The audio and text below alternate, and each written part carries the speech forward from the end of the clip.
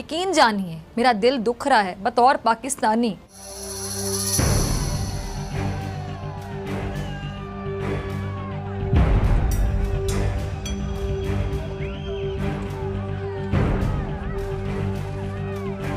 PoK की public Pakistani government से इतना फेडअप हो चुकी है कि वो पीओके को छोड़कर भारत में आना चाहती है। यहां तक कि पीओके में इंडियन फ्लैग भी लहराया गया। आजाद कश्मीर में लगने वाले नारे सुने जरा। हम क्या चाहते हैं? पाकिस्तान से लेंगे, पाकिस्तान से लेंगे। लोगों ने असिस्टेंट कमिश्नर साहब को घेरा, उसके बाद उनके कपड़े उतारे और उनकी शलवार उतारकर उसके नीचे डंडा देकर चौक के अंदर टांग दिया। इधर इंडियन पॉलिटिशियन सालों से कहते आ रहे हैं कि पीओके भारत का इंटीग्रल पार्ट है और हम उसे लेकर रहेंगे। Every political party of this country is committed to ensure POK, which is a part of India, returns to India. This actually is our national commitment. लेकिन एक बहुत बड़ा सवाल लोगों के मन में आता है कि अगर पीओके की पब्लिक भारत आना चाहती है, इंडियन पॉलिटिशियन भी पीओके को वापस लेना चाहते हैं, तो फिर प्रॉब्लम कहां है? क्यों आज तक भारत पीओके को वापस भारत में नहीं मिला सका? कहीं ऐसा तो नहीं कि इंडियन पॉलिटिशियन हमें बेवकूफ बना रहे हैं? कहीं ऐसा तो नहीं कि पीओके कभी भी भारत को वापस नहीं मिल सकता, लेकिन उसके नाम पर भारत और पाकिस्तान अपने अपने पॉलिटिकल रोटी सेक रहे हैं? सो समझते हैं इन सब बातों को गहराई से। देखिए, कश्मीर से आर्टिकल 370 हटने के बाद से ही पाकिस्तान के कब्जे वाला कश्मीर चर्चा में है। रक्षा मंत्री राजनाथ सिंह ने हाल ही में कहा था कि पाकिस्तान से अब सिर्फ पीओके पर बात होगी और आगे भी जो बातचीत होगी, किस मुद्दे पर बातचीत होगी? अरे बात होगी अब तो पाक अधिकृत कश्मीर पर बात होगी बहनों भाई, और किसी मुद्दे पर बात नहीं होगी। वहीं प्रधानमंत्री कार्यालय में मंत्री जितेंद्र सिंह ने कहा कि अब पीओके को आजाद कराने और भारत में शामिल कराने का वक्त आ गया है। सुब्रमण्यम स्वामी ने भी ट्वीट किया था कि 1947 में पंडित जवाहरलाल नेहरू द्वारा यूएन में दायर किया प्रपोजल वापस लेकर पीओके को सेना हासिल कर सकती है। कुल मिलाकर पीओके हर किसी के जुबान पर है, लेकिन क्या वाकई इसे पाकिस्तान के कब्जे से छुड़ाया जा सकता है? देखिए, पीओके पर अगर कोई एक्शन लेना है तो शायद ये परफेक्ट टाइम होगा भारत के लिए, क्योंकि पीओके अभी पूरी तरह से जल रहा है, भारत के साथ आना चाहता है। लेकिन पीओके को भारत में मिलाना इतना आसान भी नहीं है जितना आसान हमारे लीडर्स बता रहे हैं, जिसे हम आगे समझने वाले हैं। बट उसके पहले हम समझते हैं कि आखिर पीओके में इतना स्ट्रांग प्रोटेस्ट क्यों किया जा रहा है। के लिए हालात कशीदा हैं, एडिशनल एसएचओ शहीद हो गए हैं। हालात को कंट्रोल करने के लिए क्या किया जा रहा है हुकूमती सतह पर? पीओके के लोकल लीडर्स ने पाकिस्तान सरकार पर पार्शियलिटी के आरोप लगाए हैं। उन्होंने पीओके का मिलिटराइजेशन करने का भी दावा किया है। पिछले हफ्ते पीओके के एक्टिविस्ट अमजद अयूब मिर्जा खान ने कहा था कि महंगाई, बेरोजगारी, गेहूं और आटा पर सब्सिडी खत्म करने, टैक्स और बिजली जैसे मुद्दों को लेकर लोगों में गुस्सा है। There is no electricity in POJK. There is a lot of load shedding. On top of that, Pakistan has withdrawn the subsidy given to us by the United Nations, the subsidy on electricity, which means that electricity prices are going to skyrocket. राष्ट्रपति आसिफ अली जरदारी ने कहा कि PoK की जनता की मांगों को कानून के हिसाब से हल किया जाएगा।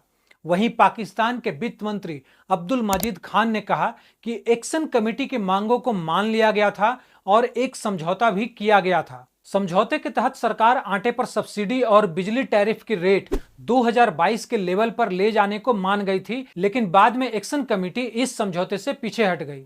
देखिए, पीओके में बिजली का मुद्दा कई सालों से गर्म है। फरवरी में भी इसे लेकर पीओके में एक बहुत बड़ा प्रोटेस्ट हुआ था। पीओके में रहने वालों का दावा है कि अमीरों और ताकतवर लोगों को 24 घंटे बिजली मिलती है, जबकि गरीबों के घर पर 18 से 20 घंटे बिजली की कटौती की जाती है।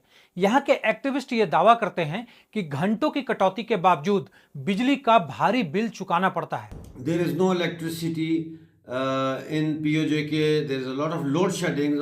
On top of that, Pakistan has PoK की पाकिस्तान से नाराजगी की 5 वजह हैं, इसे भी हम समझ लेते हैं। Number 1, electricity. पाकिस्तान की 20% बिजली पीओके के मंगला डैम से पैदा होती है। इसके बावजूद भी पीओके को उसकी जरूरत की 30% बिजली ही मिलती है, जबकि इसका बड़ा हिस्सा पाकिस्तान के पंजाब प्रांत के पास चला जाता है। Second, infrastructure. पीओके में बुनियादी ढांचा भी कमजोर है। 70 सालों में यहाँ ना तो सड़कें हैं, ना पुल है और ना ही ढंग के स्कूल अस्पताल हैं। यहाँ तक कि पीओके में जो कुछ भी इंफ्रास्ट्रक्चर बना है उसका इस्तेमाल पाकिस्तानी सेना करती है। Third, inflation. वैसे तो महंगाई पूरे पाकिस्तान में ही है, लेकिन पीओके में इसका असर ज्यादा दिखता है। जो प्याज है उसके रेट का पता है? प्याज के 200 रुपए किलो है भाईजान। किलो है। अच्छा, और इसके अलावा ये जो केला है किस तरह? 150 रुपए दर्जन। ये बिल्कुल साथ इंडिया है, इंडिया का साइड का कश्मीर है, वहाँ पर प्याज का रेट आपको अंदाजा है क्या है? क्लेम किया जाता है कि यहाँ के लोगों को सरकार की तरफ से कोई राहत नहीं मिलती है। आटा जैसी जरूरी चीजों पर भी सब्सिडी नहीं दी जाती। यहाँ के लोगों की सबसे बड़ी मांगों में से एक आटा पर सब्सिडी भी है। फोर्थ, इग्नोरिंग द लोकल्स, मतलब स्थानीय लोगों को ये लोग नजरअंदाज भी करते हैं। पाकिस्तान के लिए पीओके सिर्फ एक जमीन का टुकड़ा है जहां से वो भारत के खिलाफ लड़ता है। पीओके नेचुरल रिसोर्सेज का भंडार होने के बावजूद पीओके को सही हिस्सेदारी नहीं मिलती है। इतना ही नहीं, पीओके आतंकवादियों के लिए भी एक बड़ा ठिकाना बन गया है। आतंकी गतिविधियों में घायल होने या मारे जाने पर यहाँ के लोगों को कोई भी मुआवजा नहीं दिया जाता है। Fifth, local government. Pakistan PoK को आजाद कश्मीर कहता है। यहाँ का अपना प्रधानमंत्री और राष्ट्रपति भी है। चौधरी अनवरुल हक यहाँ के प्रधानमंत्री हैं। पीओके की 53 सीटों वाली विधानसभा भी है, लेकिन यहाँ के विधानसभा से लेकर प्रधानमंत्री चुनाव तक धांधली के आरोप लगते हैं। मौजूदा पीएम अनवरुल हक को पीओके के लोग पाकिस्तानी सरकार की पपेट बताते हैं। पीओके असल में दो भागों में बटा है। पहला, जिसे पाकिस्तान आजाद कश्मीर कहता है, और दूसरा गिलगित बल्टिस्तान। आजाद कश्मीर वाला हिस्सा भारत के कश्मीर से सटा हुआ है, जबकि गिलगिट बल्टिस्तान कश्मीर के सबसे ऊपरी भाग में लद्दाख की सीमा से लगा है। ये पूरा इलाका 90,972 वर्ग किलोमीटर के दायरे में फैला हुआ है। आजाद जम्मू कश्मीर 13,297 और गिलगिट बल्टिस्तान 72,495 वर्ग किलोमीटर में है। स्ट्रेटेजिक पॉइंट ऑफ व्यू से पीओके काफी इंपॉर्टेंट है। इसकी सीमा कई देशों से लगती है। पश्चिम में इसकी सीमा पाकिस्तान के पंजाब प्रांत और खैबर पख्तूनख्वा से लगती है। उत्तर पश्चिम में अफगानिस्तान के बखान कॉरिडोर, उत्तर में चीन और पूर्व में भारत के जम्मू कश्मीर से सीमा जुड़ी हुई है। साल 1949 में आजाद जम्मू कश्मीर के नेताओं और पाकिस्तानी सरकार के बीच एक समझौता हुआ। इसे कराची समझौता कहा जाता है। समझौते के तहत आजाद जम्मू कश्मीर के नेताओं ने गिलगिट बाल्टिस्तान पाकिस्तान को सौंप दिया था। आज हालात ये है कि पाकिस्तान ने कश्मीर के जितने हिस्से पर कब्जा कर रखा है वो बहुत पिछड़ा हुआ है। यही वजह है कि आजाद कश्मीर और गिलगिट बाल्टिस्तान के लोग आजादी की मांग करते हैं। Pakistani occupied Jammu Kashmir and Pakistani occupied Gilgit Baltistan wants freedom from the occupation of Pakistan. इधर भारत 1947 के बाद से पाकिस्तान द्वारा अवैध रूप से कब्जा किए गए अपने क्षेत्र के हिस्से को रिक्लेम करने की कोशिश कर रहा है, लेकिन इसे डिफरेंट राजनीतिक, सामाजिक, भौगोलिक और भू राजनीतिक चुनौतियों का सामना करना पड़ता है।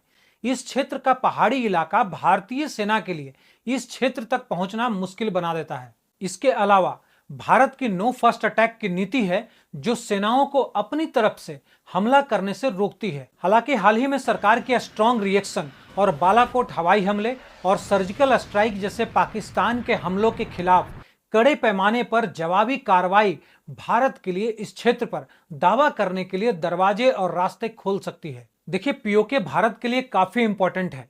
यह एरिया तेल और गैस रिसोर्सेज से भरा हुआ है और यहाँ पानी की फुल अवेलेबिलिटी और हाइड्रोलिक पावर के अपॉर्चुनिटी है। यह सोना, कोयला, प्लेटिनियम, कोबाल्ट, चौक, ग्रेफाइट और बॉक्साइट जैसे खनिजों और पुखराज और एक्वामरीन जैसे रत्नों से भी समृद्ध है। भू राजनीतिक रूप से यह क्षेत्र कई देशों के साथ सीमा साझा करता है जो भारत के लिए रणनीतिक हित में है। देखिए, पाकिस्तान का खैबर पख्तूनख्वा और पीओके कई आतंकवादी संगठनों और ट्रेनिंग कैंप्स का घर है जहां से भारत में घुसपैठ का काम करती है। भारत पीओके पर कंट्रोल करके तेजी से अपनी सुरक्षा बढ़ा सकता है और पाकिस्तान पर स्ट्रेटेजिक एडवांटेज हासिल कर सकता है। अगर पीओके भारत के अंदर आता है तो यह भारत के लिए एक बड़ी स्ट्रेटेजिक जीत होगी और चीन के लिए एक डिप्लोमेटिक संकट। अफगानिस्तान का बखान गलियारा भारत के लिए अफगानिस्तान और सेंट्रल एशियन रिपब्लिक तक पहुंचने के लिए एक बड़ा एंट्री गेट है। इसके अलावा भारत विरोधी तालिबान, पाकिस्तान और सीनो पाक अलायंस के बीच की 60 गांठ पर काबू पा सकता है। कुछ इस तरह से पीओके भारत के लिए स्ट्रेटेजिक इंपॉर्टेंस रखता है और इसीलिए हो सके तो जितनी जल्दी पीओके को भारत में मिला लेना चाहिए, लेकिन ये बोलने में जितना आसान है एक्चुअली ये उतना ही मुश्किल है। एक रिपोर्ट के अकॉर्डिंग पीओके हासिल करने के लिए भारत को पहले से ज्यादा मजबूत होना होगा।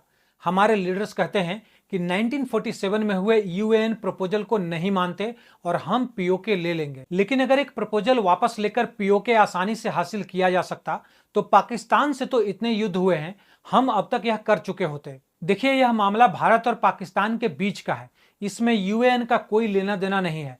शिमला समझौते के मुताबिक भारत और पाकिस्तान को ही इस मसले को हल करना होगा। किसी प्रपोजल को वापस लेने भर से आर्मी मुजफ्फराबाद तक नहीं पहुंच जाएगी। पीओके हासिल करने का एक ही रास्ता है, जंग, और वो भी बड़ा वाला जंग, और इसके लिए हमें अपनी क्षमता और बढ़ानी पड़ेगी, मौजूदा ताकत से और ज्यादा मजबूत होना पड़ेगा।